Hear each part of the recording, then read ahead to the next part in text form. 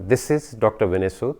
Diabetes part 2 में बात करूंगा उन 18 डिजीज़ की, उन 18 कंडीशंस की जो हमें कोई ख़ास प्रॉब्लम नहीं देती, जिनमें हमारा इवन ब्लड टेस्ट भी मोर और लेस नॉर्मल होते हैं। हम क्लिनिकली डायबिटिक नहीं होते, पर ये 18 सिम्टम इसलिए आ रहे हैं क्योंकि हमारी बॉडी के कुछ सेल पर इंसुलिन का असर होना बंद हो गया, यानी कि हमारे बॉडी के कुछ सेल इंसुलिन रेजिस्टेंट हो गए। अगर ये सिलसिला ऐसे ही चलता रहा और हमारी के बॉडी के सेल्स इंसुलिन रेजिस्टेंट होते गए, हमारा ब्लड में शुगर बढ़ती जाएगी और सेल्स स्टार्व होते जाएंगे, जैसे कि मैंने पार्ट 1 में बताया, और अल्टीमेटली हम डायबिटिक हो जाएंगे। अब शुरू करते हैं। डायबिटीज़ पार्ट 1 में मैंने बताया था कि डायबिटीज़ होने के बेसिकली 3 कारण हैं। पहला, पेनक्रियास इंसुलिन नहीं बनाते। दूसरे, बॉडी के सेल इंसुलिन रेजिस्टेंट हो जाते हैं। और तीसरा, स्ट्रेस। डायबिटीज़ पार्ट 2 में बात करूँगा about insulin resistance. Insulin resistance basically हमारे बॉडी के cells they fail to respond to insulin. हर सेल में इंसुलिन रिसेप्टर होता है। आपको एक्सप्लेन करने के लिए मैंने यहाँ सिर्फ एक ही इंसुलिन रिसेप्टर दिखाया है, पर एक सेल में कई इंसुलिन रिसेप्टर्स होते हैं, जैसे कि ये इस सेल में जैसे 6 रिसेप्टर आएंगे। और insulin resistance is caused by reduce in number and dysfunctional of the insulin receptors. जैसे यहाँ पे 6 रिसेप्टर्स दिखाए थे, सिर्फ 2 फंक्शनल्स रह गए और बाकी ये 4 डिसफंक्शनल हो गए, और इसलिए डायबिटीज़ हुई। और ये इंसुलिन रिसेप्टर्स डिसफंक्शनल क्यों हो गए, इसका एग्जैक्ट कारण हमें नहीं पता है। कई प्रिजम्पशंस हैं, जैसे कि ओबेसिटी, इम्यून सिस्टम एंटीबॉडीज बनाता है और रिसेप्टर को डैमेज कर देता है। इन्फेक्शन, कई लोग हैं, आपने नोटिस किया होगा, कोविड-19 के इन्फेक्शन हुई, वो डायबिटिक नहीं थे, इन्फेक्शन के बाद वो डायबिटिक हो गए। कुछ मेडिसिन, प्रेगनेंसी में ऐसे प्लेसेंटा ऐसे हार्मोन्स बनाता है जिससे बॉडी के रिसेप्टर्स इंसुलिन रेजिस्टेंट हो जाते हैं। पर चाहे हमें नहीं पता इंसुलिन रेजिस्टेंट क्यों हो जाते हैं, पर यह देखा गया कि जब इस स्टेज से इस स्टेज पे आते हैं तो बॉडी में कई चेंजेस आती हैं। वो चेंजेस बताती हैं कि हमारी बॉडी इंसुलिन रेजिस्टेंट होती जा रही है। हम इन्हें निगलेक्ट करते रहते हैं और अल्टीमेटली हम डायबिटिक हो जाते हैं। ये चेंजेस क्या हैं? जिससे हमारी बॉडी में स्किन के ऊपर डार्क पैचेस बन जाते हैं, ये हाथों के ऊपर, नकल्स पे, फेस के ऊपर, आर्म पिट्स में, एल्बो पे। कई लोग तो इसे मैल समझते रहते हैं, बेसिकली ये मैल नहीं, ये हमारे सेल्स इंसुलिन रेजिस्टेंट हो रहे हैं। गर्दन में, फ्रंट में, बैक में, साइड्स पे, नीज के पीछे, अपर बैक में, लोअर बैक में, एब्डोमेन में, पैरों में। और दूसरा, कहीं जगह स्किन टैग्स बन जाते हैं। कुछ लोग मस्से कहते हैं, कोई घोड़े का बाल बांध रहा है और कोई एसिड लगा रहा है।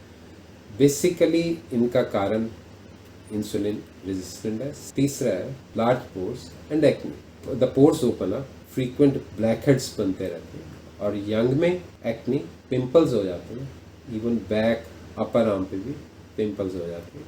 और चौथा, सोराइसिस। कुछ ऑथर्स तो ये भी कहते हैं कि diabetes and psoriasis they are the different sides of the same prism. अगला, केरेटोटिस पिलारिस। पिगमेंटेड पैप्यूल्स हो जाते हैं, बॉडी में कहीं भी हो सकते हैं, mostly on the upper side of the arm, legs पे हो जाते हैं।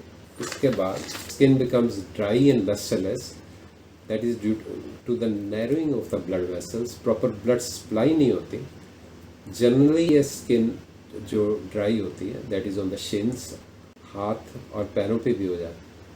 इसमें हमारे स्वेट ग्लैंड इन्फ्लेम्ड हो जाते हैं, they become lumps in the armpits and groins, xanthomas. जब इंसुलिन रेजिस्टेंस और सीरम ट्राइग्लिसराइड लेवल हाई होता है, then you have pink and yellowish papules on the body. When the xanthomas are on the eyelids, they are known as xanthelasma.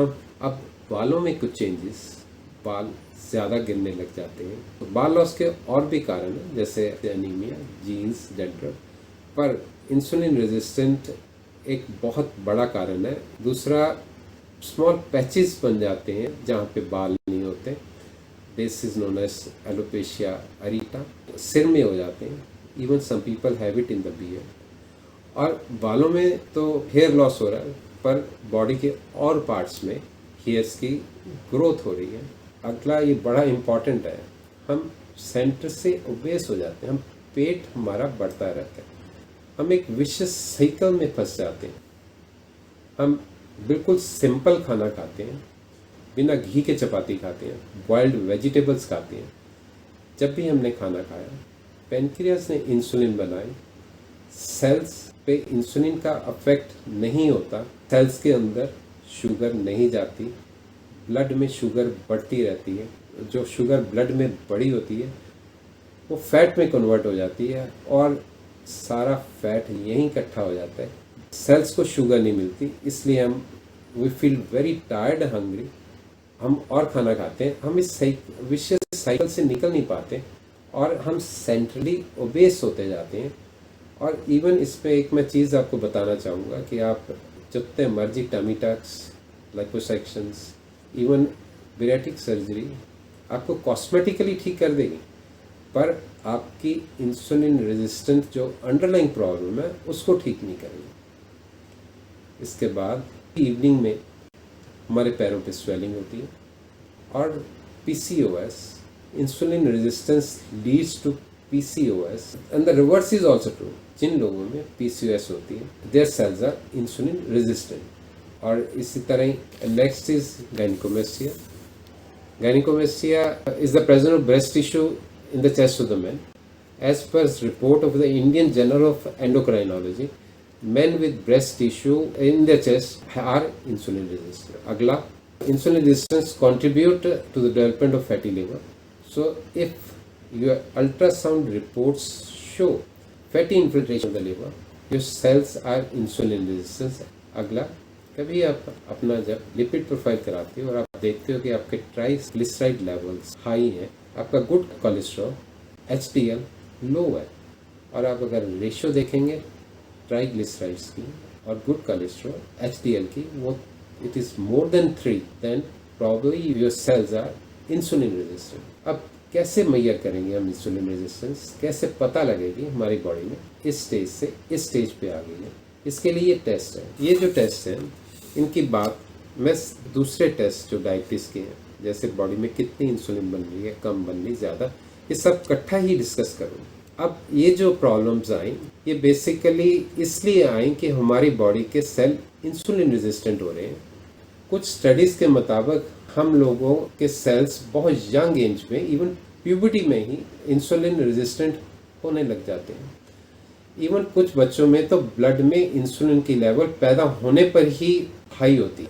ज़्यादातर लोग इन warning को सालों साल neglect करते रहते हैं और अल्टीमेटली डायबिटिक हो जाते हैं।